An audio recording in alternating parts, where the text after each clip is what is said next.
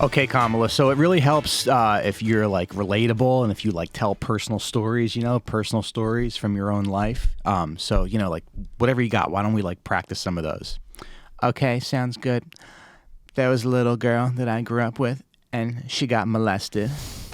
And she got molested by her father and she got molested by her grandfather. And she came to me and she said, Kamala, I was molested. And I said, I'm glad you told me. And then I went and I prosecuted her father and I prosecuted her grandfather and I prosecuted everyone on the block and I threw them in jail. And that's my story. She loves she loves going real dark, huh? Yeah. Dark in terms of, Yeah. Yeah. But yeah, that was fun last night, huh? Debate. Yeah, it was a fun one. For sure, a fun one. Yeah. You watched the whole thing? You watched the whole thing? You sat? I watched, most of it. Yeah. I guess I missed the dog and the cat thing. You missed the dog. Maybe we should just play that clip then. Yeah. It was, All right. You have it? Let me bring it up. Okay. Yeah. Did you see But what he said, they're eating the dogs, they're eating the cats. He said they're eating the dogs. That's like a thing you say when you're going, all right, guys, band name. And then like it's something someone pitches before you settle on like they might be giants or something. It's like, they're eating the dogs? Eat the chihuahuas. Yeah. Guys, I think that's a little aggressive. In Springfield, they're eating the dogs. The people that came in, they're eating the cats. They're eating the pets of the people that live there. And this is what's happening in our country, and it's a shame. Hell yeah, dude. It's kind of, but what did you guys think of his performance? I mean, I think he definitely exceeded my expectations. There's obviously parts when I didn't care when he was like, "Let me correct that," and then he said "son." I was like, "Oh, that's fun." I didn't care about that. But yeah, they're eating the dogs moment was like, "Oh, you don't get to be president when you say harsh things like that." And the moment when he said about illegal immigrants, they're giving sex changes to illegal immigrants. I missed in prison. that too. Damn. Yeah, that was funny. You missed But that the was just only like reason to watch the debate. yeah, that was like a very quick line he said, but that was an obvious like, oh boy moment. I was watching it. My kid took the remote and put on Sonic, and I said, "I'll go watch it at a bar." Now she wants to do transgender operations on illegal aliens that are in prison.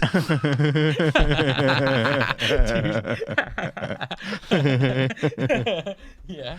It's so amazing. It's like he never stops. He never relents. He never learns any lessons. He never because I was like, oh, okay, he got shot. He's being prosecuted for everything.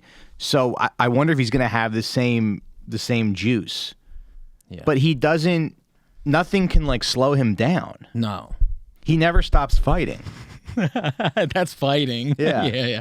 That is a version of fighting, but I think it's more of like a break, a meltdown. He just never stops with the lies and with the, with the fighting for stories. everyday Americans. Fighting for everyday Americans. Trying to keep like their cats and you. dogs Trying safe. to keep their cats and dogs safe. Trying to prevent taxpayer money from being spent on transgender surgeries for illegal aliens who are in jail. But it's like he's just throwing Hail Mary after Hail Mary. Right? Yeah. Well, these things are being posted. He is all of our uncles, and he's getting the same content they're getting. Dude, AI is so fucking dog shit too, because they like the Trump campaign will post all these AI generated images of like him with cats and dogs or whatever. Or they've been posting so many AI images, and they all just suck. Like it's got whatever you want to say about the 2016 campaign, it had a real vitality. It had a real spark. There was some real grassroots, but I don't know. AI just makes everything look just awful. Yeah. Dystopian. Yeah. Now, it's funny that you bring up 2016 because I think about 2016 a lot, and I'm just like, all right, well, but do you remember in 2016, like, what a joke it felt like? Like, that final debate between him and that was when he said, because you'd be in jail, when he had that great, when he had that banger. But after that debate, everybody who liked him was like, all right, yeah, we got to figure something else out. This is the end. Yeah. This is the end for Trump, because it was right after the Access Hollywood tape. Yeah. And everybody was like, okay, of course, there's no chance. Now, do you think that, and like you said, 2016, it felt a little more grassroots, but we're also going into we're also going into this election being like, okay, but he was already the president, and nothing really that bad happened to most people. No. So it's like you can't really fearmonger like they were able to do in 2016. And you can't be like, oh, it's going to be really bad if he's in office, because he was already in office, and it was relatively okay. Yeah, no, I mean, they were really going hard on the Trump is going to end democracy thing, but now they've kind of de-emphasized that a bit, that they still talk about Project 2025. But yeah, I mean, it's harder to fearmonger about Trump when he's already been the president. Yeah. Yeah, they don't really have a strategy, though. But the dogs... Who doesn't have a strategy? The Democrats. I mean, the Kamala campaign, they're just going to the right on every issue. Like, they're just kind of ceding everything he says about immigration. They're kind of, giving him everything he says about fracking. Like, Kamala's going to keep doing fracking and stuff. And, they're not talking about global warming, It's just kind of... it's Clinton-esque triangulation, where they're like, let's just go and try to take whatever right-wing issues Trump can make some hay with, and we'll just outflank him on it. Yeah, but the dogs and cats thing, I do have an article from the Times of India, which explains where this came from. 'Cause this was actually a grassroots MAGA movement meme. Yeah. The Times of India says social. And the general gist of it is that Haitian immigrants are coming to eat your dog. Yes, and that Haitian immigrants have been observed in parks around Springfield, Ohio, eating geese out of parks. Yeah. They would go to the parks and hunt geese. Okay. Who cares? Actually, now that you mention it, one of my earliest bad memories is I was in Green Lake in Seattle, and I was giving bread to the ducks. I was God, I must have been 4 or 5, super young, and I was it's very thrilling to give bread to the birds and stuff. And I give this piece of bread to this goose, and he bites my hand super hard. Really? Yeah. So, fuck geese. Yeah. And I hope we import 10 million more Haitian migrants. Right. To eat all of them. I've heard they're terrible. Yeah. Yeah. And then a lot of the stuff is kind of over the top, like the abortion stuff, where they're they want to abort the baby after birth. Yeah. Yeah. But do you think people because then I texted my mom about that, and I was like, I can't believe they're aborting babies after birth, and she's like, no one actually believes that. So is the eating the dogs thing? Nobody actually believes it, right? No, a lot of people believe it. Yeah, a lot of people. Yeah. believe it, yeah. Okay. And it's so this Times of India story, it explains, I'll just quote it. Social media was up in arms Tuesday, claiming that illegal Haitian immigrants in Ohio are eating pets of other residents, including cats and ducks. Ohio Senator J.D. Vance reacted to the reports and said he raised the issue of Haitian illegal immigrants earlier. Quote, reports now show that people have had their pets abducted and eaten by people who shouldn't be in the country. Where is our border czar? Vance posted on X/Twitter. Social media posts made by right-wingers claim that residents of Springfield, Ohio are saying that Haitians are eating the pets of other residents. One such incident did actually take place last month, as reported by Fox News. An Ohio woman was arrested after she killed a cat and began eating it in front of the neighbors. Alexis Talia Farrell, 27, yeah, she is feral, is charged with injuring animals. Yeah, charged with injuring animals, prohibitions concerning companion animals, and disorderly conduct, the report says. The woman reportedly stomped on the cat's head to kill it before she ate it in front of a residential area in Ohio. And she's an American. She's not a Haitian. Yeah, right. She's a black lady. She's African American, but... All right. And then you don't also, have to, you don't have to bring race into it, Sean. Well, I'm trying to explain why they got confused. All right, Sean. Why they saw a black woman like eating it a matters. cat. But also, you got to use your sense, right? So, the thing that's these people are latching onto is this idea that there are people from other places that eat things that are different than us, right? Yeah. And so they hold on to that. Yeah. And then you go, oh, some people, I heard sometimes people do eat cats in certain situations, and shit, I know, rednecks who've eaten squirrels and stuff, right? So there's different little communities that eat things. Mm-hmm. So you go, well, that can be true. And then they go, look at this video of the lady eating the cat. Mm-hmm. And you go, how do you think these people eat the cats? Yeah. In the world. Yeah. Do you think they grab them and start chewing on them? Yeah, like a cartoon Like, do you character. think anybody is grabbing an animal and not cooking it before they, like, you think there's people in the world who their stomachs can tolerate that and they won't die Just shortly? eat the fur. Like, yeah, the cops arrested that woman and then had to, like, bring her to the hospital and give her needles. Like, you don't just go to to jail after that. Yeah. So to even look at that and your brain jumps to, oh, yeah, of course there's a type of person that eats like this even shows how ignorant you are. And that is why Homeboy can't be president, unfortunately. Ugh. I mean, it is just He's kind of fun, you know? It is just like observing homeless people and then extrapolating that to like the whole population. It would be like Haitian immigrants, they're coming to New York and they're beating off on the subways and they're taking pisses when you're trying to enter the car. And, and you can do that with any group of people and like elevate it. Like I was saying before the podcast, it's like how many little white boys have stuck Groups in of Haitian immigrant teenagers are making fun of your shoes on the train. But it's like I know so many white dudes who have like, you know, blown up frogs with firecrackers. Like, you know, so is that like a white problem in parks across the country? Do you think it's just life sometimes, and it's like a very small amount of people fucking up. South African Afrikaners and immigrants are blowing up frogs throughout the Ohio area. Yeah. Now, this whole thing about eating pets, do you think that people don't want to confront the fact that, like, eating animals is very violent and ugly? Because I just think it's odd. I guess I see why these, like, limits exist, but I just think it's odd that we go, like, how dare you eat a horse? How dare you eat a dog?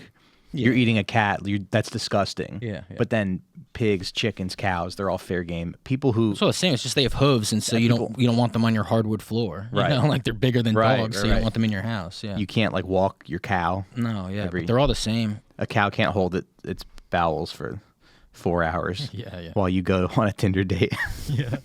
And a horse might fuck your wife if you bring it in the house. A horse? Yeah. Like your wife might start cheating on you if you bring a horse in the house. That is the only reason horses aren't allowed in the house. Banned, They're like actually. perfect animals. Yeah. Oh, man. That's so true. I like when we talk about history on the show. Yeah. I got a bit more from the article. Yeah. So the video of the incident, this woman eating the cat, or killing and then eating the cat, went viral over the weekend, and Kamala Harris was held responsible for immigrants eating cats in residential areas. There was also another photo of a Haitian man walking around with an entire goose. I saw this on Twitter. I have no idea where it comes from, but there's just a photo of a Haitian guy holding a goose. Yeah. Could be But anywhere. they're really reaching a lot. One time, right? me and my buddies found a dead swan, like in the woods behind a lake. Uh-huh. And we made my one buddy who would like make do everything. Did you try to His turn name it was into a Doug. dead woman? You try to cast a spell? No, we were like, hey, pretend you're an angel, pretend you're an angel, and he snapped the wings off and put them on his back, and like went like around like this. Yeah, we were kids. Why you know? would you say that on the public Wow. platform? Oh, you like Goonies, but you don't like when it's a little more realistic. You don't want to know what those kids would have really did if they found Sloth chained. Yeah. They'd be like, set him on fire. right. No one's here. It's just some weird guy. I guess you're right. All right, last thing from the article. There were no reports. The Springfield Police Division said Monday they have no reports of anybody stealing pets. As of Monday morning, they have received no reports of any pets being stolen and eaten.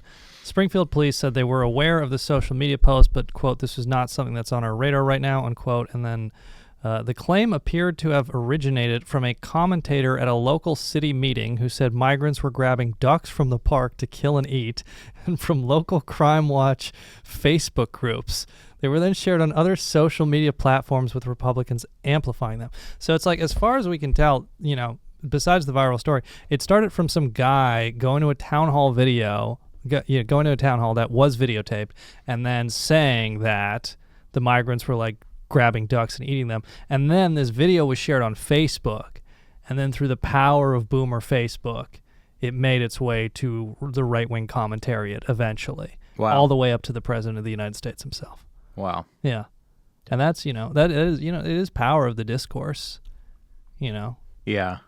Yeah, Just but I like think it they- also was that big exposing moment too, because it was like your brain can rationalize, hey, don't make that your talking point for immigration. Yeah, but what other talking? I know, Like, but it's like it would have to be like a majority of. you would think that. But what other talking points do they have? Like, what else are they Yeah. going to say? No, I know you're right. You're right. I don't know. Well, if It's they like- were there has to be smart, answers, they would talk yeah. about the economic impact. I mean, this entire thing is like so Well, that's silly. the thing, right? Because like immigration, my whole life, I go like, I don't even want borders. Like that's what it feels like. You're just a person. Yeah. And then like as you grow up, you go like, oh well, of course you need like people need to enter properly. And then you go, well, why? And I go, well, that's true because most people are completely innocent. they're taking all the new pussies Well, I don't away even from care Americans. about. I don't even care about any of that, right? Even though I do think sometimes, if there's like a mass influx of people, it's going to affect some neighborhoods, right? Even if it's not mine, it just has to sometimes, right? If a bunch of people move there, but I don't even care about that because that's life. To me, it's like you need to know who's coming in and who's coming out because there are the majority of them are not criminals, but like sex trafficking is massive in the world, and so if there's just open borders, sex trafficking is gonna happen. People, I think a lot of crazy people are so afraid of sex trafficking because they were like molested as kids and it snapped their brain or something. Right, a lot so of they're boomers. crazy adults. Yeah. They're like crazy adults. Yeah. But it doesn't make it not real that like sex trafficking is very obviously a big problem. And so if you had open borders, like if you're not checking who's coming in, how many like missing kids are there because they're just like sending them to places, right? Go ahead. Yeah, address. but do the borders really stop sex trafficking that much? I'm not I don't. sure. You have I to don't look know. I into just it. think like Yeah. you would have to try to make an attempt of like, Yeah. Yeah. Well, it only stops sex trafficking if Trump is president.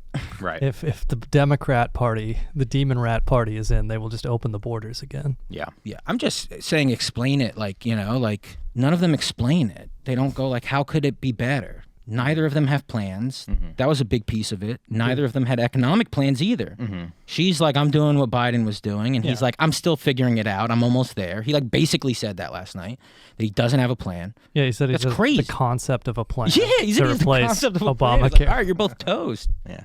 Yeah, they're both not really running on it. I mean, Trump's running on mass deportations, Yeah. which And then she was like, one of the first things she said was she was like, tonight he's gonna try to like use scare tactics to freak you all out.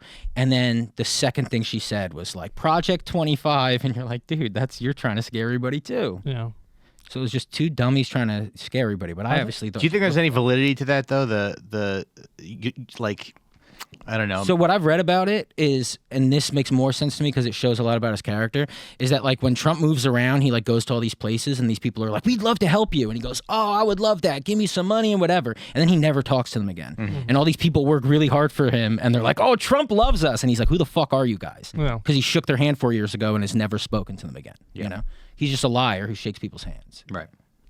Yeah. So they're just starting nasty rumors about him. Is what you're saying? Yeah, I heard he's like completely uninterested in these people. What have you heard, Sean? Oh, Project 2025. It's like a Heritage Foundation, idea that Trump has officially disavowed. But, I mean, it is kind of the same thing where I don't think it'd be any different from any other Republican. I mean, that's what his first term was. If anything, he was better than George W. Bush. But, yeah. I just, like, people talk about the end of democracy. It's so funny. Like, we're just recording this on 9/11, and, like, U.S. democracy is, if it wasn't fake after the Kennedy assassination, like, I promise you, after 9/11, you're allowed to vote on abortion and transgender issues, and those are important, and, you by all means do. But the foreign policy, the CIA and the NSA run that now. You have no input whatsoever. Like, your vote does not matter. Like, there was one Israel-Hamas war question where they fell over themselves to just suck off the genocidal maniacs harder than the other. So, foreign policy is taken out, and it's like, it doesn't matter if it doesn't matter if it's a Democrat or Republican, the Treasury Secretary is always going to come from fucking Goldman Sachs. Or, Trump says he might really be, an outsider and nominate the head of JP Morgan Chase instead. So it's like, Wall Street runs the economy, the CIA, NSA runs foreign policy, and also the government's been in a state of emergency ever since 9/11, and the U.S. government says and has exercised the right to detain and kill U.S. citizens without trial, and they could always do it again. Like, nothing, if shit gets bad, we don't know what the classified executive orders that were put in place after 9/11 are, but they're still there. Obama used them to kill Anwar al-Awlaki or whatever his name was. Did you watch the memorial at all today, where they read the names? No, I didn't. It's pretty good. Yeah. You know that we're still on debate. We're not going to 9/11. Okay, yet. we'll get there soon. Yeah. Please, just act like a professional. Okay. I also enjoyed part. He was obviously harsher on the whole Hamas thing than she is. I mean, they're both not going to do shit. He said she's a Marxist that will destroy Israel within 2 years if she's elected. Mm-hmm. That sucks. I did enjoy the part about January 6th where she was talking about January 6th and how a bunch of people stormed the Capitol. And then he goes, and you left out 2 parts, peacefully and patriotically. Oh, no, what he was saying was that's what he told them to do. Yeah. And they edit out that clip every time they right. air it on the news. That's what he was saying. Oh, okay. Yeah. And then I was like, I'm not bummed out because I don't give a fuck about them. But I was like, oh, I guess this is where I stand now. Where she was like, the way he approaches, she like with China, he like sold them chips. Like we should not be trading with China like that. We should be like preparing to compete with them. And basically the way she was setting up, I was like, oh yeah, Democrats like the way they view China is prepare for nuclear war. Yeah. In the next decade. Yeah. Which That's is such sad. a weird take. Yeah. It's that she's yelling at a guy who's like, he's doing trade with a superpower. Yeah. That's bullshit. We should fucking sneak attack him. Yeah, they're always accusing him of like he's going to start World War III or whatever. But yeah, Kamala was the one who had the psychopathic rhetoric about him talking to Kim Jong-un and like loving President Xi or whatever. It's like, I don't give a fuck. I don't want a nuclear war. I want you to talk to these people. Yeah. But yeah, I think Trump really missed an opportunity not bringing up Kamala's body count. I think.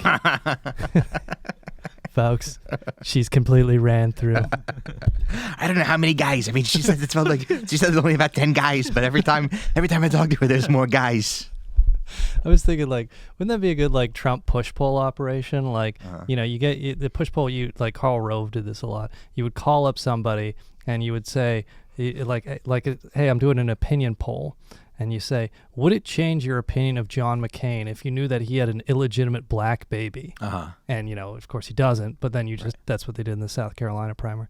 So Trump could like have a push-pull operation where he would call up voters and like, we're doing an opinion poll. Would it change your opinion of Kamala Harris if you knew she had a triple-digit body count? She's fucked over 100 guys. Could you still vote for a ran-through woman for president? Yeah. I also kind of enjoyed that moment where she was trying to be like, he inherited $400 million from his father, blah, blah, blah. Like, they try to paint him as like a spoiled rich kid. And that just annoys me because I don't care. I don't think anybody else should care. Well, it's not just that people shouldn't care. It's like, whatever Donald Trump is, he's also not just that money and the money he had. Exactly. Like, he's an anomaly. Yeah. To not acknowledge it, it's like he's one of the most famous faces that ever existed. Mm-hmm. He's got it down to his fate. He's a cartoon character. Mm-hmm. It's like him, Charlie Chaplin, Arnold Schwarzenegger, like whose faces do the thing. It's just strange because like should be famous. Yeah. And to sit there and be like, what is this guy? What's his ability? Yeah. It's like, I don't know, captivating the nation is his ability. But this idea that anybody and then she tried to be like, I'm just a middle class kid. And it's like, yeah, you're a middle class kid who sucked over 400 dicks to get where you are. So it's like you got help from Montel Williams and Jerry Brown and whoever else. Willie Brown, whoever else you spread your legs for. Okay, so like, but this whole thing about like, yeah, how dare she try to pose as middle class when she's a whore? When she's a whore, exactly. Trying to pass herself off as a regular American. Yeah, we see through that. But if we're trying to give advice to anybody, I just want to say that this idea that like you're not supposed to get any help from your parents or help from anybody, it's like such bullshit. I'm somebody who I spent way too long doing manual labor because I wanted to make it on my own. Yeah. And you know what? You know who gives a shit about that? Fucking nobody. No. Not a single person. Not at all. And the most important thing in life is to be funny, to be popular, and to not give up. And I think and it's like you said, yeah, he's more than the money. He's figured out how to be all those things. Yeah, he's figured out how to be a phenomenon. It's like the weird. I can't explain. I can't explain without it. sounding like but it's he's Yeah. a weird thing. Yeah, doesn't it make you think like, wow, Nixon was such a cuck for being like, I'm gonna step down from the presidency. I'm mired in scandal. And it's like this guy just never. He doesn't give anybody an inch. No. He never stops fighting. No. Yeah, he is a hero, really. Yeah. I mean, like, whatever you think about Donald Trump, I mean, we got to admit he's an American hero. He's an American hero. Who's going to close the border and save the white race. Protect my dog. When he told Kamala to go to the White House and wake up Biden at 4 p.m. That's good. Like, what's happening? I also like when he goes, I'm speaking. Remember that?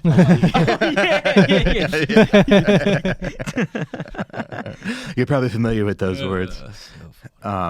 But yeah, I mean, but I guess all jokes aside, I mean, it seems like all jokes aside, we're voting for President Trump.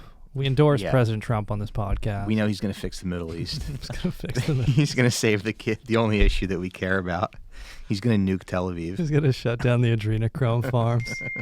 You know what he's going to do? He's going to make sure everybody in Tel Aviv gets polio.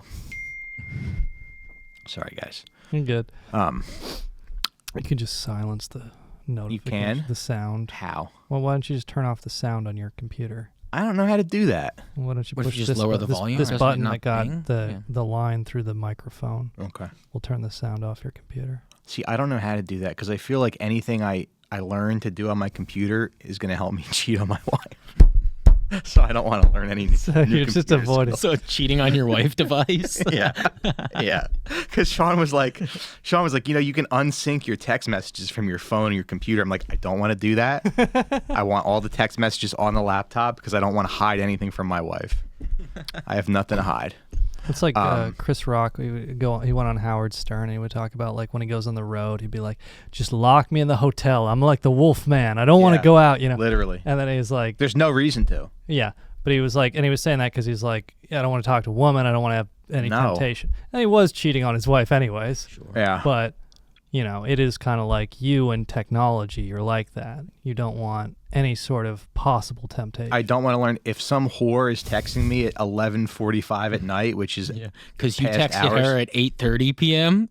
Regular texting 8:30 more p.m. hours. is 8:30 p.m. is totally and she acceptable. wrote you back at 11:45. If she writes me back at 11:36 p.m., I want the ding, and I want my wife to go, "Who is that?" Yeah. And I want to have to go, "Yeah, okay." That's why phones. It's a whore. That's why phones are so deadly for single men, though, because it's like you want to like not stare at your phone all day. You want to put it in the other room. Yeah. But you always have like the idea that some woman's trying to get in contact with you. Yeah. And occasionally you do get like a late night text or whatever. Sure. Which you'll kick yourself if you miss. But You it's just kind of like this kind of male fantasy is like if I don't have my phone and people can't get in contact with me all the time, then I will miss out on all of these women who want me so badly. That has happened to me a handful of times where you wake up at like 9 a.m. and you see a text from like 3 a.m. You're like, what are you doing? You go, God damn it. What do I do now? Hey, what's up? First thing in the morning. It's a pancake. Did you like donuts? You want to get a bagel? Yeah, I'm sure she's real. Yeah. She's at a yoga class. She's like trying to better herself. She's on a date with somebody who's not a piece of shit. But anyway, yeah, so the most important thing in life is to figure out how to be charming, how to be funny, how to accomplish your goals. And if you get a little help from your parents, nobody gives a shit. Please don't be like me. My knees are like really fucked up, and I have trouble like carrying my kid on my shoulders now. My knees hurt when I go upstairs. And I only did that because I was like, oh no, I want to make it on my own, whatever the fuck that means. Whatever that stupid shit means. You yawn 5 minutes into your podcast. 5 minutes into my podcast. He's already yawning on his video podcast. I'm like a horse that needs to be turned into glue. Okay, so and then I guess the last thing that I have here is that when they got into the Oh, you know what I thought was fucked up is like, they were fact checking Trump for a bit. Mm-hmm. They're like, there was no evidence of that, sir.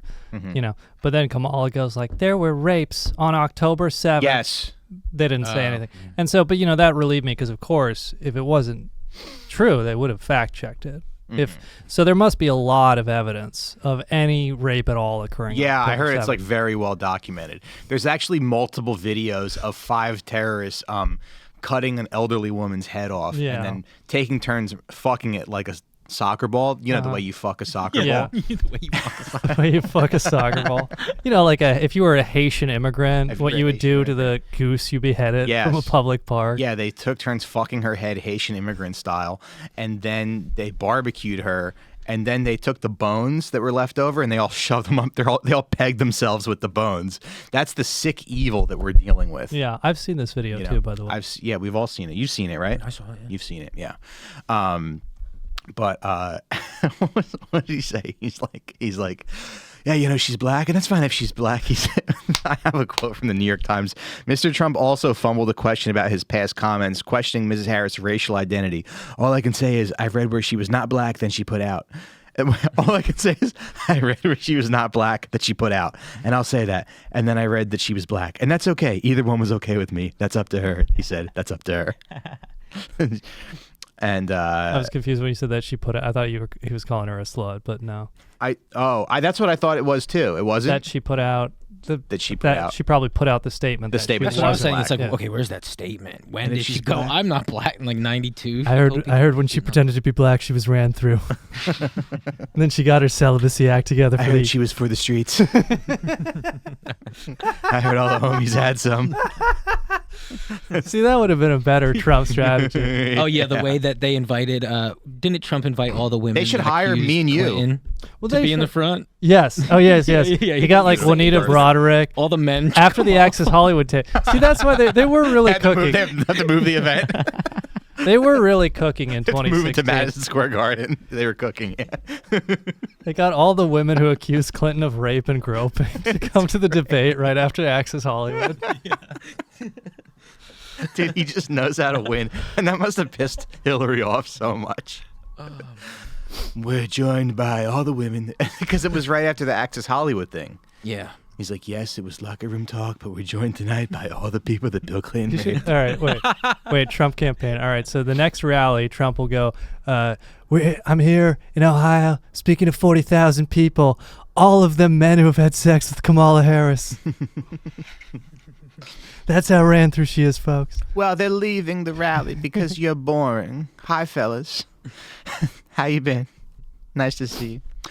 And then Did you see the Onion tweeted like, they fact checked that and they're like, true, a lot of people leave Trump rallies in body bags. Oh shit. And all like a lot of conservative guys were like, when we win, we're gonna execute the writers at the Onion. We're gonna put those Jews, Yeah. Oh, I thought you're not a snowflake. I thought Yeah. you like jokes and free speech. No, they were crying about that. Yeah, but when the debate was over, he said Mr. Trump wasn't done. Ever the salesman, he went to the spin room to review his own performance. It was the best debate I've ever had, he said. And I almost called my grandmother today, and I was like, God, he never stops fighting. Are you kind of like jealous of that? Like, wouldn't it be so cool Absolutely. just to be like a shark? Yeah. Just be like, you have to keep moving all the time. Yeah. You're only looking ahead. You're not like dwelling on your past mistakes and regrets. How do You're we not- be more like Trump? You're not thinking like, oh, everybody hates me. You're not, Oh, this episode's bad. You got to be more like Scott. This is the best episode we've ever we done. gotta go to the tape and review it and be like, this is the best Out for Smokes we have ever put out. Yeah, yeah. When you think about it, I guess Scott is Trump and you're Kamala. Yeah, I guess so. I mean, you're closer to Kamala and he's closer to Trump. Yeah. Yeah. And then I guess I just want to say before we move on, so like, all jokes aside, it does kind of feel like he needs a miracle to win.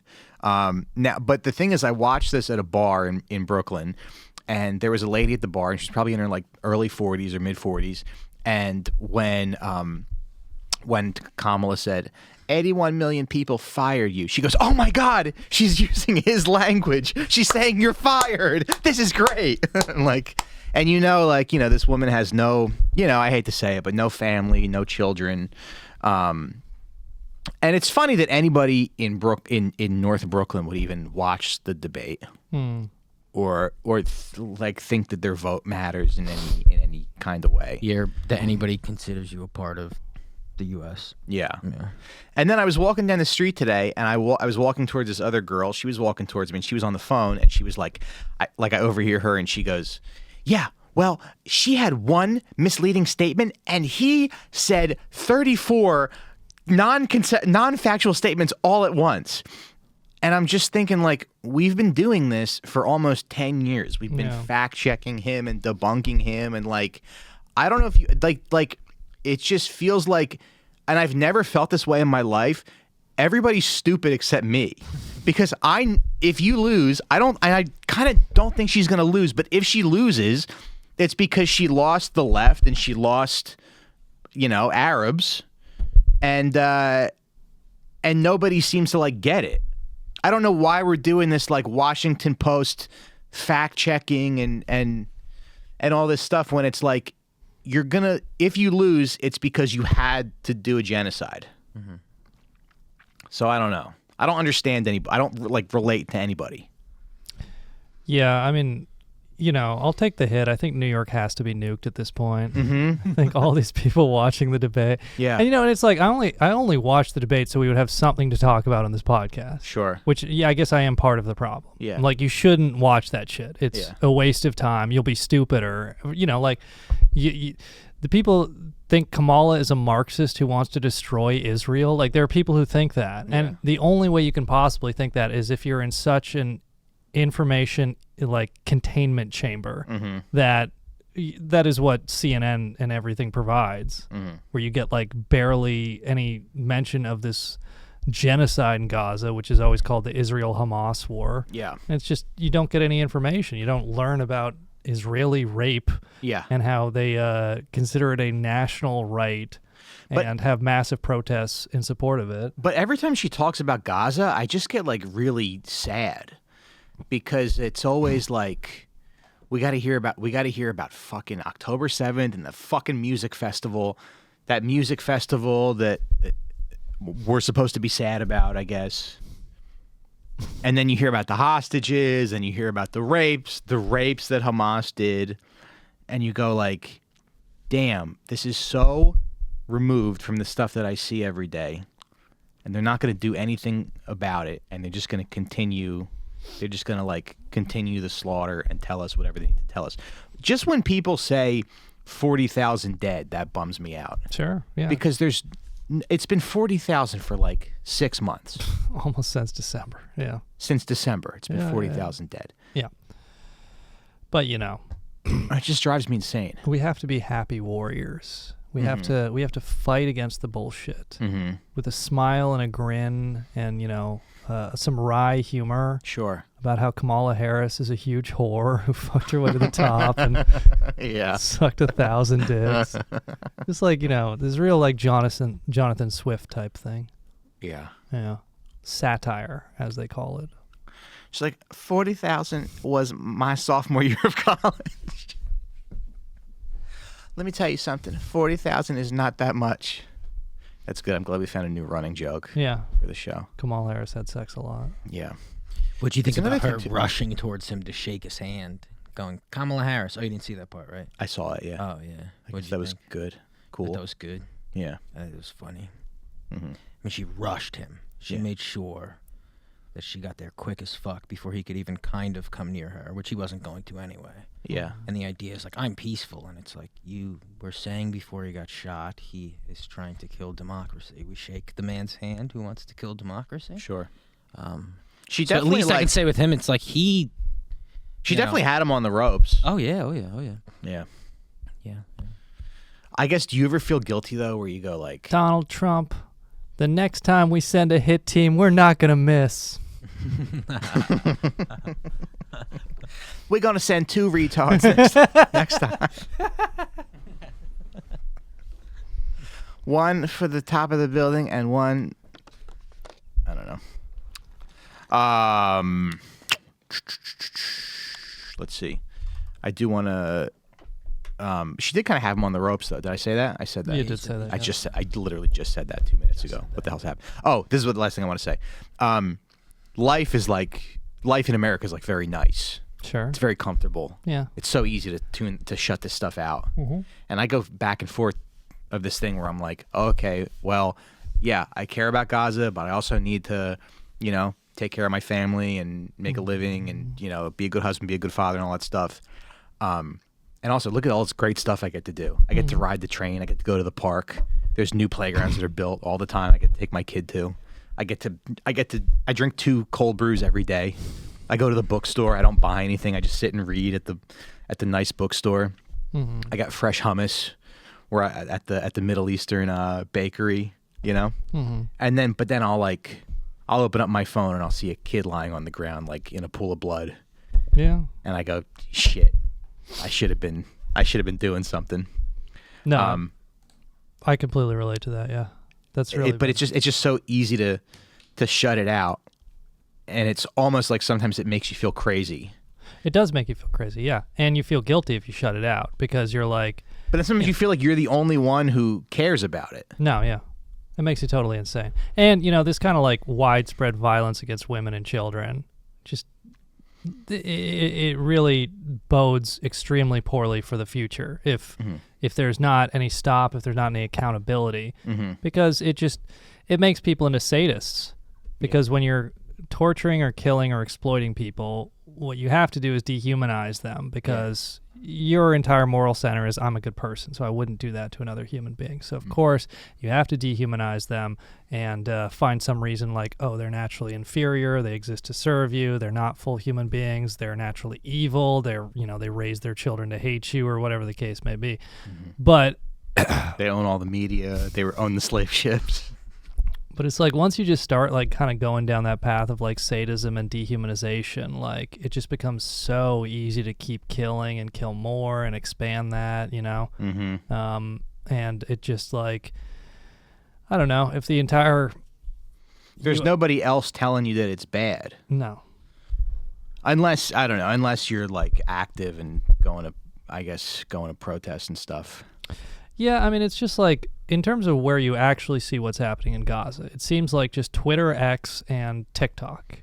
Like, I don't even see that much on Instagram. Like, it's pretty heavily censored there. I don't see it on Facebook. Anything on Instagram. Yeah, you don't see anything on Instagram. You don't see anything on Facebook. It's just Twitter /X and fucking TikTok. And, they're trying to ban TikTok. And Twitter, we've talked about this before, but like all the fucking Holocaust denial, and now like every time I open my For You page, somebody says the N-word, and it gets like 7,000 likes, and I see it for some reason. Yeah. And I just see the N-word all the fucking time, and I'm like, this is after Elon Musk met with the Anti-Defamation League and went to Israel and kissed the ring and did all, just kind of made nice, because he was beefing with the ADL for a minute there.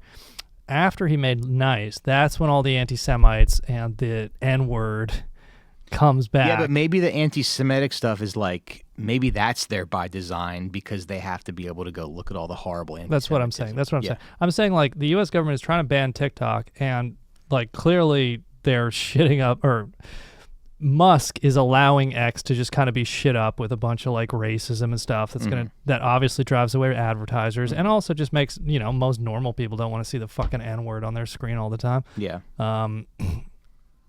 So it's like, it just seems like the two avenues that you have to get any information on this are kind of being deliberately sabotaged or destroyed or whatever. So it's just like, the average cable news watcher, New York Times reader doesn't really understand, if they're not going on Twitter or TikTok, what's actually going on. And it seems like the ability to understand and follow the news is not something they want to really preserve. Yeah. All right, guys, anything else about the debate before we move on? No, we can carry on. No. Okay. Waste of time. We're sorry for wasting your time even talking about it. Yeah, we're on it for a while. Okay, 9/11's today. That's right. You know, I don't know. Is there anything? Oh, worth... so can I bring up the memorial? Please. Did you guys watch? No. So I haven't watched it every year, you know, not since a long time ago. And then that one time when I told you I was on that roof working and I got to watch it. But this year they showed pictures of the people every time they read their name, which I don't know if they did that every year, but it really like struck a chord. Their age, like this town or city they were from. You know, you saw a lot of Scott Jersey. watches all 3,000 pictures like, not one Jewish person. It's almost like Which is not 800 even true. people. Plenty of they sacrificed like 4 or 5, I think. It's like almost 800 people from Jersey, which I go, oh yeah, I do remember that being chaotic as hell in Jersey at the time. And then if you think about it, it's what the hijacking is. Was that Newark? Where did they hijack them? I think out of Newark. Yeah. 2 of them were Logan. Because I was gonna say that's Logan, Dulles, and was Newark the last one? Whatever. Where's Logan? Where is that? Boston. Oh, okay. Oh, so it's Boston people. Oh yeah, Wahlberg We was named supposed to that be on the airport flight. after Wolverine. Yeah, Seth MacFarlane. Yeah. But these 2 women were on there because it was always 2 people, and it was funny because they'd have someone with like a normal voice and then someone with a Long Island accent, you know? Yeah. So it'd be like Peter Stevenson, and then it'd be like Gabrielle Pachera, and then one lady was up there because some people got to speak a little. Oh, my grandfather, he was in the war, and then he worked at the Trade Center and passed, and da da da. And you go, oh wow, he's in whatever war, da da. And then these women were up there talking about. President Biden, President Trump, you have done nothing to bring justice. You know what Saudi Arabia's done, and I was like, "Damn, they're letting that happen." I mean, all of these words seem planned, so it seemed like a part where they were like, "Okay, and you'll be mentioning Saudi Arabia and how they need to address that." I swear, it's like, I was like, she must have been like a part of an organization of victims' families who were mad that Saudi Arabia is not being held accountable. Yeah, they're suing Saudi Arabia. Yeah, so the committee was like, yeah, say son. How fucking cool is that? That's cool. I mean, they have to organize these things like crazy. The president was there for a little bit. So everything's probably like down to a T. Yeah. You don't get to just go off at the memorial. I just want to say, war with Saudi Arabia now. Whoever declares war will have my vote.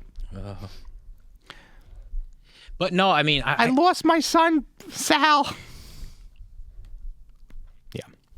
Go ahead. It was a whole lot of people. A lot of young people. Yeah. You know, early 20s, early 30s. Just like, oh, Christ.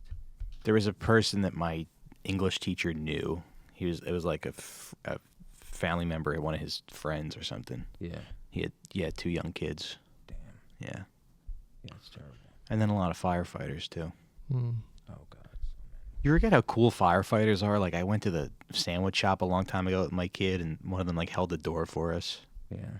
You know, and it's like, it's like the Bushes and the Saudi Arabians and the Israelis killed a bunch of firefighters. Yeah. The worst people killed the... Okay, so the planes hit the Think about all towers. those How much time? firefighters. All those firefighters who died before they got a chance to fuck Kamala Harris. I thought you were going to say a different woman, and I'm glad you picked Kamala Harris, if you know what's good for you. I thought you were going to say. Did you ever hear the story of the firefighter who, I don't know why he didn't have a truck, but he had to run through the tunnel to get... Yeah. And then he died. Yeah. And I always go, what's the math of that? Because you're wearing a fireman's uniform, and you got to jog through Battery Tunnel to the Trade Center? Yeah. What is the logistics? And then I go, I don't even think he got to the Trade Center. I think he just goes, I'm leaving. I think he went to Port Authority, got a bus to like Detroit or something. Yeah. No, I think he died. Yeah. Well, that's a shame. But I think what happened was he did a shift at the firehouse, and then he got home from work. Then he heard about 9/11, put his uniform on, started jogging. Yeah. Jogged to the Battery Tunnel. Wow. Died. Yeah. That is such a hike. Yeah. So that's cool. That's the subject of one of your sick little jokes. Yeah. You know, Mark Ruffalo's brother was probably killed in relation to 9/11 truth. I mean, we don't know why. Scott Ruffalo. Scott Ruffalo. Yeah. Gumby for Christ on Twitter pointed this out. In 2008, Mark Ruffalo's brother, Scott, a successful Hollywood hairdresser, was shot in the head in his Beverly Hills home. Present at the shooting was Shaha Adham, the the granddaughter of Kamal Adham, former Saudi intelligence chief and Bush associate, and deeply involved in the Bank of Credit and Commerce, BCCI. So the former head of Saudi intelligence, his granddaughter was there when Mark Ruffalo's brother Scott was shot and killed in his Beverly Hills home. And supposedly, she says Shaha flees the scene of the shooting, turns herself in, as does her boyfriend Brian Schofield. She tells the police that Scott had shot himself playing a game of Russian roulette. Only problem with that story is that the coroner had ruled the death a homicide. Scott was shot at a downward 45-degree angle, inconsistent with a game of Russian roulette. Regardless, she and her boyfriend were released. The case remains unsolved. 3 years after Scott's death, Shaha died of an apparent drug overdose. And interestingly enough, it's only one of only 2 unsolved murders in Beverly Hills. And the other is the murder of Ronnie Chasson, who's a highly connected A-list Hollywood publicist that people say is a suspicious murder as well. Damn. But yeah, like shortly before his brother gets murdered, Mark Ruffalo starts going like, I have some questions about 9/11, like being a 9/11 truther in interviews. Really? Yeah, like a year before. Yeah. He's like, you killed my brother. And like, all right, you can be the Hulk. You just shut the fuck up forever. Yeah. I just found out about. No, go ahead. Well, it's just crazy. Like the granddaughter of the head of Saudi intelligence was there when this guy was killed. Mm-hmm. Like, in the Saudi intelligence, BCCI, like heavily linked to the Bank of Credit and Commerce. It's just, you just can't get more juiced into like what is the deep state drug trafficking, pedo whatever network. Like that's where it is. Yeah. It's just too crazy to imagine there wasn't something going on there. Did you say Imagine pedo? they try to. Yeah, pedo. Oh. I was doing it British style. Pedo networks. I thought you said PETA. I was like, uh-oh. They try to kill my brother, but he just lifts them into the air and smashes their heads together. I like that. Yeah. So I guess I wanted to talk about like what the world was, or like what culture was like back then, or whatever, or reactions to it, or reactions that adults had. I don't know. There's nothing really that I'm dying to talk about 9/11 related. Do you have anything? I do have we'll do it over on the Patreon, the thing I'm going to do, and we could talk more personal stories about 9/11 as well. But I have the list of songs that were, a memo went out for the people who are now iHeartRadio. I forget what they were called then. I have it written down. But it's a list of like suggested songs that they didn't play, but it's a memo from your boss. So it wasn't suggested. Nobody played the songs. Yeah. And so it's a fun list we can go through. Okay. For sure, I want to do that because I remember that. I remember, like, there definitely was a shift. Yeah. In like patriotism. Yeah. And I forgot how much of the patriotism was like, hey, I don't even want to do those things. Those freedoms aren't even part of my reality anymore. And so I think that's odd.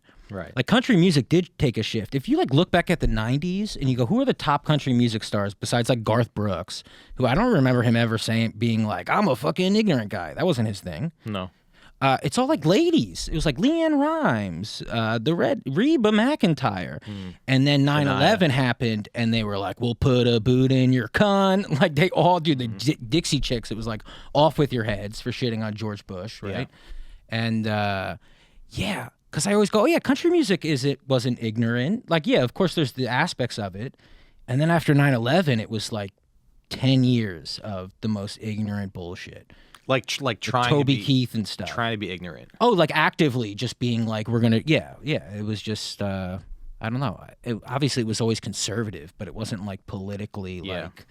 Hey, we're going. What are the pro-war songs? I'm flying a fucking drone right into your cave. You shouldn't have a fucking pro-war song that exists. You play guitar, like it shouldn't be used for those things. That's so funny because I'm get your head cut off. I'm like it's magic. What you learned. Yeah, I'm a huge fan of country music, and like, 70s, 80s was like great, like John Prine and stuff like that. But it was very like, if you listen to John Prine, it's very working class and very sort of socially aware. Yeah, I love John Prine. And then. Even somebody like Tom T. Hall is just a really good storyteller, but there's a lot of heart in. And then even people like, I love Hank Williams Jr., who just sings about just like being a fuck up, just sings about doing too much cocaine and like. Ugh. But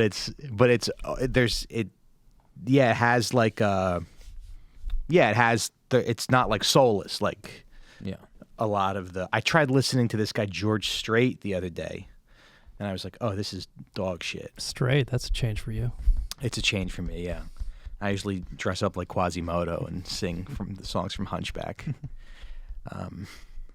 Yeah. But wow, yeah, it must be a real prison being such a bigot. Huh? Yeah, I remember going to like a flea market and buying. This is obviously before Osama bin Laden was dead, but like it was like a wanted poster of Osama bin Laden, had a bunch of curses on it, you know, about like something we were gonna do to him. And I remember a lady being like, "Oh, that's a bummer," because I was like in 6th grade. And I think she was just like, "You shouldn't be walking around like, yeah, let's kill a guy." Yeah, it's like, what do you know? Be a kid. You should have been like, But there was so much of You're like, shut up, terrorist. young Scott's like, don't worry, lady. Bin Laden's already dead from his kidney failure. They're going to kill a clone under Obama and then bury him at sea and never release any of the pictures. But I remember kids bought like small flags and put them on the back of their bikes because we would ride bikes a lot. And so, like, we all had flags. Yeah. I remember this kid in like my health class being like, you know, before 9/11, you didn't see, nobody had flags. But now everybody's got flags, but they didn't have any before 9/11. Yeah. I like that.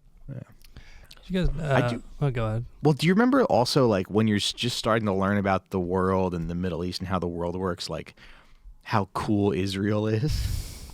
Because I remember my 9th grade history teacher telling us about how like Israel was basically like Mr. Miyagi. Yeah. Like he's this little country in the Middle East, but you can't mess with it because you'll get your butt kicked. That's so interesting. No, actually, I did have that thought for a while when I was younger. Because it is like, and this is pretty universal, like the idea is, oh, these, you know, badass Holocaust survivors went over there and then they won the 6-Day War in 1967, you know, despite having the whole region against them. Yeah. You know, and there is like a lot of romanticism of like the 1967 war and Israel and its early Which formation. they provoked everybody into attacking them is what I understand. Yeah.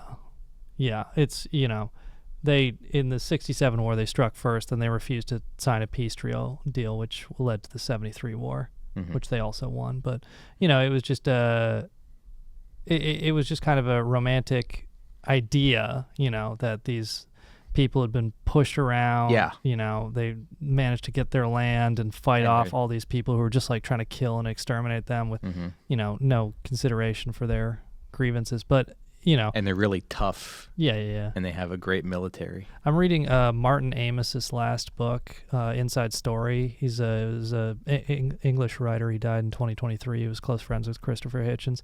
I'm reading his book, and like he talks about losing his virginity to a Jewish girl in like 1967, and how she was like going off to donate blood to Israel, and how relieved she was at the end of the 6-Day War. And it's like, I don't know, it's just a very, he really loves Israel, Martin Amos did. And yeah, and I guess for that generation, you know, they all had that idea, a lot of them. Yeah, I get it. I mean, if you don't learn the facts. I remember being a kid and being so afraid that it was going to happen again, or that we could possibly lose a war. What, 9/11? Yeah, as, you know, a little kid. And so I would sleep next to a map, and I remember always looking at like, okay, who's my allies? And I loved how, you're a kid, I loved how small the Middle Eastern countries were compared to us on the map, because in your head, you're like, you're fucking toast, you know? Like, all I am is scared. I don't know, I'm just scared. Yeah. And so I'd go, oh, Britain's our ally. Link, oh, and yeah, they're so strong. They're so, Tony Blair's so fucking strong. Like, I didn't know what was going on. I was just You don't know what's going on. so freaked out. I mean, I would shake at night. I was so scared. I remember the night of 9/11, like eating chicken from Burger King. Which, how crazy is that? 9/11 happens, and then some guy still has to go in for his like 3 p.m. shift at Burger King. But I remember shaking and being unable to like finish my meal. And then George Bush came on that night, right? Yeah. Yeah. And he was immediately about vengeance, right? Which I guess you have to Sure. be. What do you do? But yeah, I remember being like scared about that too. I did watch a little bit of his address today, and he was like, and they hate us because they're jealous of our freedom. I mean, people make fun of that all the time, but it's just silly. But It's a dope thing to say in that day when we're crushed, you know? Yeah. Yeah. It's like, hey, man, you didn't lose the game. Yeah. You know? Like, no, dude. Yeah, Bush said I something. know they're Fucked his laughing at you mom. because they're jealous. Yeah.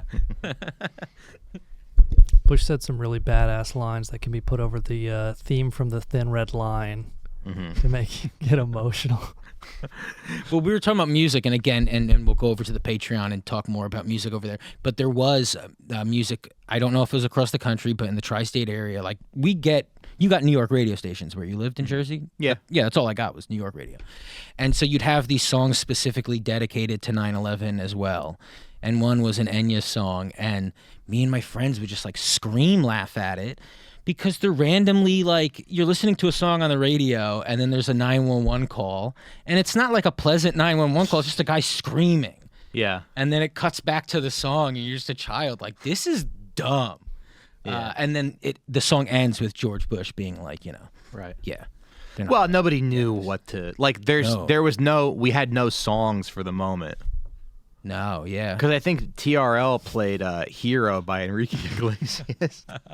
That was like the 9/11 song. For a little bit. Yeah. I can be your hero, baby. Remember on the podcast we were complaining about the movie Love Actually because it opens with like on 9/11 Yes. the phone calls, they were not messages of hate, they were messages of love. Yeah. It's like, what if the 9/11 phone calls were all like, you better kill those fucking ragheads. I want to see 1,000, 10,000 dead Muslims. When I'm in heaven, I want bodies from here to Fallujah. Line them all up. You better bomb Syria for this. Don't say anything to my wife or child. Yeah. Kill the Arabs.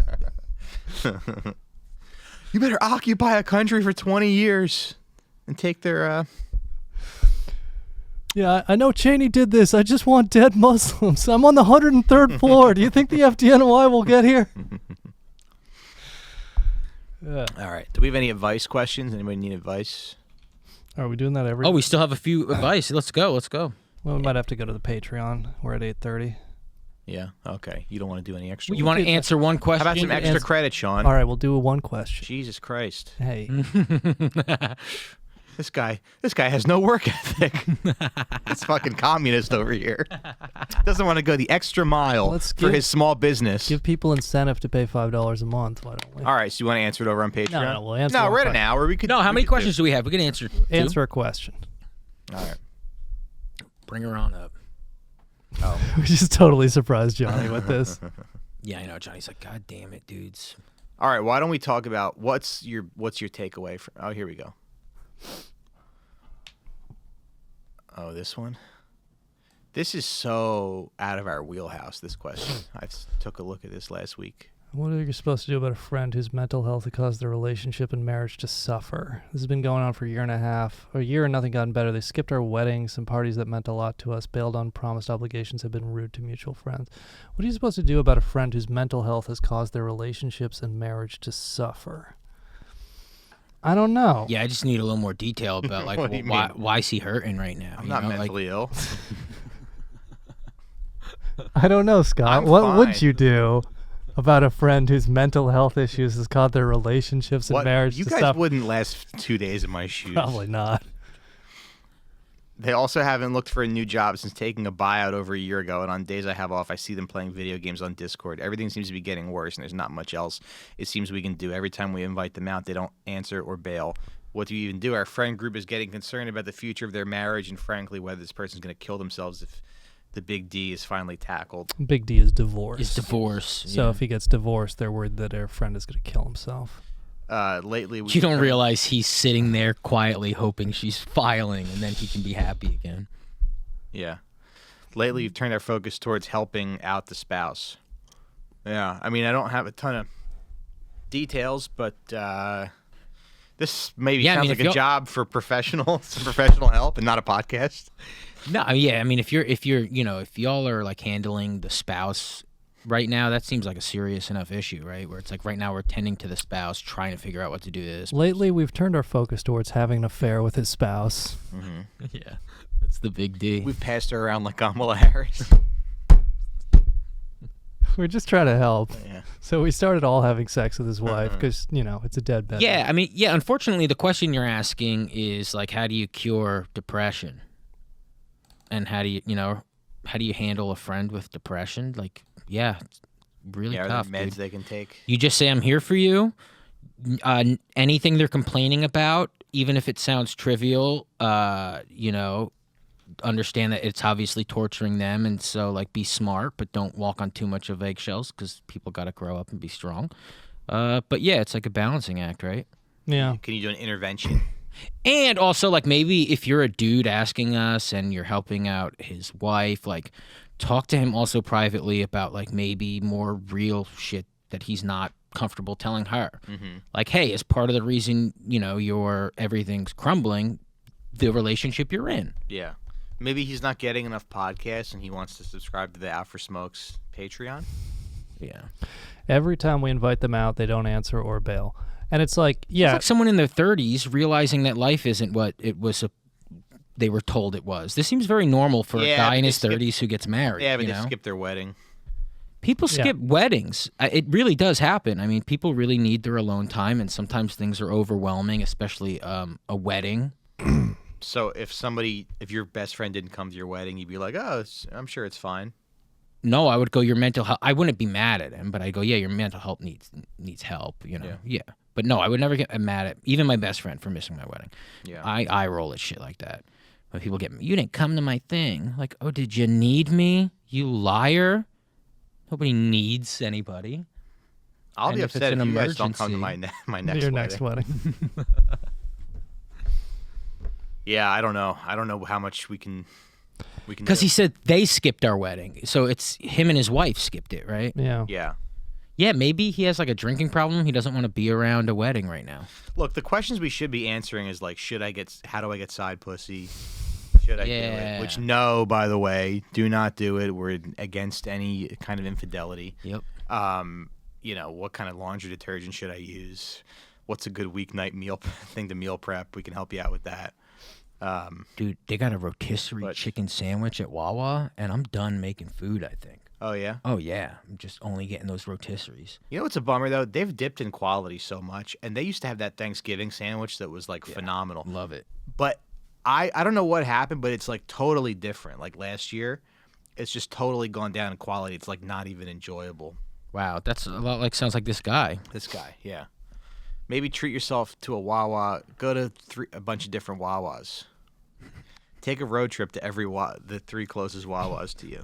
Our advice is so shit. It's What? shitty, yeah. At some point, you should just be honest and direct with them. Like, hey, everything you're telling us, just say to them, like, or him, hey, you skipped our wedding. You skipped all, I invite you out all the time. Yeah. Concerned about you. How can I be here for you? Yeah, but like, after you've done that, then you can keep inviting them out. But at some point, it's like, it's not your problem anymore. Like, and that doesn't mean like cut people off or something. It just means like, yeah, we all go through our own depression, and like you can do your best to like drag your friends out, because seeing people is good, doing things is good, making them like actually leave their house is good, but you can only force people so far. At some point, you have to kind of get back to your own shit. Yeah. That's right. You think Jennifer Aniston blames herself for Matthew Perry drowning? I don't. No, nor It's just should life she. goes on at some point. You check in on people and you go, yeah, I talk to them once every 5 months. You ever see that video? I guess it's In Sync is on Jimmy Fallon. And he's like, so do you guys still talk? Like, do you have a group thread or something? And like they all start looking at each other. The ugliest one, I forget his name, Chris Kirkpatrick. Yeah. He looks around and starts shaking his head like, no, we don't. And then one of the guys is like, yeah, we have a group chat. We laugh. There's always like funny things we're saying. And then they just move on. And everyone's like, oh, Chris Kirkpatrick's not a part of the group chat. That's so sad. And it's like, no, he lied. There's no group chat. None of you talk. It's just he knew the beat was, oh, make up a lie. Yeah. What are we going to say? No, we don't talk. It's like people don't talk. You're getting older, dude. You can like, this isn't high school. Yeah, people have a when people go, my relationship with friend can't celebrities, see me. I go like he's literally allowed to step away for 10 years and walk in the woods. Fuck your wedding. We are going to get into that over on Patreon, unhealthy relationships with celebrities. I just want to say, guys, is there any takeaway from this show? Any big lesson that we've learned? I'll go first. For me, it's who cares how much money you get from your dad? There's plenty of people who get help from their parents that are not funny, and there's people who are. Figure out how to make friends, how to be funny, how to get people to like you, and don't ever stop fighting for the American people. That's my takeaway. Mm-hmm. Yeah, 9/11 is like, it's really easy to remove yourself from it and make it like a joke thing. It feels like Pearl Harbor at this point, or like, it's just like a punchline. But man, those pictures really got to me today. So once in a blue moon, go like, okay, what was 9/11 actually besides a bit I use every other day? Sure. Yeah. And then you go, God, hot dog, that is a lot of faces. Because we've all kind of forgotten about it a little bit. Well, that's, the thing, though, Absolutely. and I'll try to keep this quick.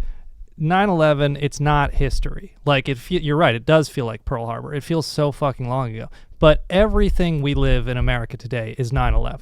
This is the founding mythology, and it's like I said earlier, $8 trillion at least on wars. The U.S. government now says they have the right to kill American citizens, to detain them, that there's no Fourth Amendment anymore. These things were not true pre-9/11. Like, everything Americans exist in today is a different country than it was before 9/11. Everything that we exist in now is entirely because of 9/11. So it's not a past event, and that's why, I get so tedious about investigate 9/11, which even the LA Times, because of the Saudi angle, actually in an op-ed did call for a new investigation into 9/11. And it's like, it's so important to advocate this, because how do you fix all of these problems in America that came about post 9/11? There's no way to do it except to actually tell the story of what really happened on 9/11. And the reality is, like, I don't know what happened on 9/11, but neither does the U.S. government. Neither does. What I can tell you for 100% fact is that the 9/11 Commission report is a pile of bullshit. I wrote a Substack about it, but I'll talk to anybody, anytime, any place about this. 9/11 Commission report is bullshit. Official government U.S. report on 9/11 is bullshit. And that should immediately demand a new investigation. That should, but the status quo is beneficial for a lot of people, so it's just something you have to hopefully keep agitating about, and maybe there will be enough public groundswell, maybe there will be enough people who care that we can get an actual real investigation and learn what actually happened that day. And then people say, oh, if people find out the truth, there's going to be riots. There's not going to be riots. People are too comfortable. We all have PlayStation 5 and Hulu and Trader Joe's snacks. Yeah. So I think they only could make an few- agreement like, hey, okay, we will look into it, but we're not doing anything about it. Yeah. And most of the country would be like, okay. If you tell us the truth about 9/11, it's 25 years later, only a few thousand people will be upset. Right, but it's like, Yo. what if we just learn the truth about 9/11 and then you can leave your shoes on at the airport again? You can, Dude. you can bring liquids through We're security so again. cucked. I know, it's just. It's so degrading. Yeah, and we shouldn't be walking through those X-ray machines. Yeah. No. You don't have to get the fucking double cancer every time it's you go absurd, to yeah. fly. And I feel like I get groped by a TSA agent like every time I fly. Yeah. Really? Yeah. Like, what is this? What is this scanner for? You have If a giant bush. If you have to touch between my balls and my thigh every time. You're just mad hairy, dude. Yeah, if Hector has to slide his hand next to my balls. Anyway, okay, patreon.com/outforsmokes. Thanks for listening. See you next week, or we'll see you on Sunday on the Patreon. Bye-bye.